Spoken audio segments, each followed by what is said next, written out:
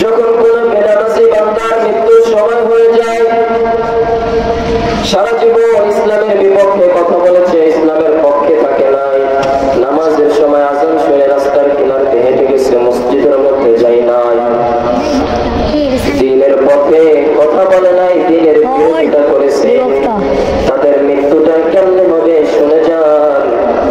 আল্লাহর নবী বলেন, যখন মালাকুল মউত তার সামনে হাজির হবে, মালাকুল মউত হাজির হওয়ার সঙ্গে সঙ্গে লোকটা লক্ষ্য করবে একজন খুব ভয়ঙ্কর ব্যক্তি তার সামনে উপস্থিত হয়ে গেছে, সাথে কিছু লোকজন নিয়ে আসছে, তাদের হাতের মধ্যে থাকবে জাহান্নামের একটা কাপড়, জাহান্নামের আগুন বিশিষ্ট একটা কাপড়।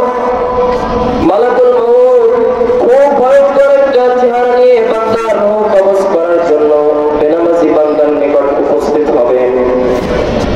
বেনামাজি বান্দা যখন ওই দৃশ্য দেখতে পারবে, তার শরীরের মধ্যে একটা কুমন্ত্রণা ভয় সৃষ্টি হবে।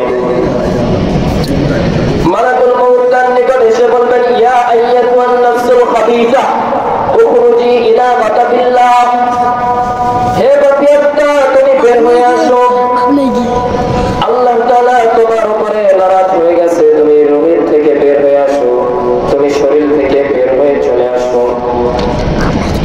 রূহ বের হতে চাইবে না, মালাকুল মউত বান্দার পায়ের দিকে টিপ দিবে, বান্দার পায়ের নিচে যখন মালাকুল মউত আঘাত করবে, রূহ যে বান্দার শরীরের চামড়ার নিচে যে ঢুকাবে, বান্দার শরীরের চামড়ার ভিতরে যখন মালাকুল মউত চাপ দিবেন, রূহ যে শরীরের লোমের কিনারে যে পৌঁছাবে, বান্দার শরীরের উপরে যখন মালাকুল মউত চাপ দিবেন, রূহটা দৌড়াইতে দৌড়াইতে বান্দার কলিজার উপর দিয়ে এসে বান্দার গলার কিনারে যখন রূহটা পৌঁছাবে, মালাকুল মউত রূহটাকে এক খামসায় উঠিয়ে নেবে। হাদিসের মধ্যে নবী বলেন, উপরে কিছু জাহান্নামী ব্যক্তির বেনামাজি ব্যক্তির মৃত্যুটা কেমন হবে চলে যায়। নবীজি বলেন, মানুষের শরীরের পশম, প্রতিটা পশমের কিনারে যদি কাঁটা দিয়ে কেটে রাখে যতটা পরিমাণ ব্যথা না হয়, নবীজি বলেন বেনামাজি ব্যক্তি জাহান্নামী ব্যক্তির মৃত্যু যন্ত্রণা তার থেকেও কঠিন। শুধু তাই নয়, নবীজি বলেন জীবিত একটা প্রাণী হত্যা না করে তার শরীর থেকে, যেমন ভাবে তার শরীর থেকে হত্যা না করে চামড়া ছিললে যতটা পরিমাণ কষ্ট হয়, কষ্ট করতে তার থেকেও বেশি কষ্ট সহ্য। বেনামাজি ব্যক্তির রূহটা কবজ করছে, বেনামাজি ব্যক্তির রূহ যখন কবজ করছে, জাহান্নামের কাপড়ের মধ্যে, আগুন বিশিষ্ট কাপড়ের মধ্যে রূহটাকে পেঁচাইছে।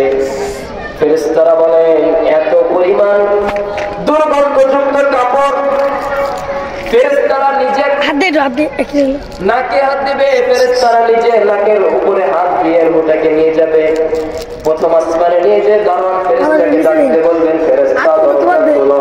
ফেরেশতা বলবে, কোন নাফরমানের রূহ নিয়ে এসেছো যার রূহ থেকে এত দুর্গন্ধ বের হইতেছে? ফেরেশতা বলবে, না না, তার জন্য আসমানের দরজা খোলা যাবে না, তার জন্য আসমানের দরজা খোলা যাবে না, তুমি তাকে জাহান্নামের স্থান সিজ্জিনের মধ্যে নিক্ষেপ করো। ফেরেশতা এত জোরে এত সজোরে তাকে একটা চাপ দিবে, ধাক্কা দিবে, এক ধাক্কায় 7 তমন জমিনের নিচে জাহান্নামের জায়গা সিজ্জিনে চলে যাবে। তার থেকেও বেশি কষ্ট করতে, তার থেকেও বেশি কষ্ট